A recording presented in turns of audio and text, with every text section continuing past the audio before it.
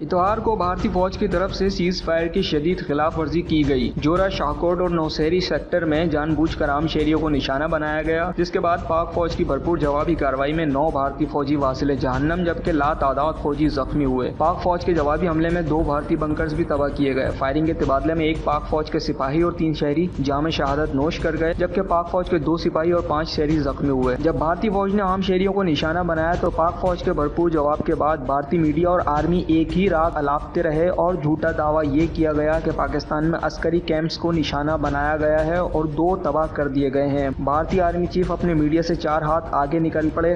जिस तरह की खबर हमें मिली है उसमें पाकिस्तानी सेना को और उनके वहाँ जो आतंकवादी इन कैंप में मौजूद थे उनको भारी नुकसान हुआ है। इस वक्त तक जो खबर है हमारे पास वो 6 से 10 पाकिस्तानी सैनिक मारे गए हैं और तकरीबन इतने ही आतंकवादी भी मारे जा चुके हैं।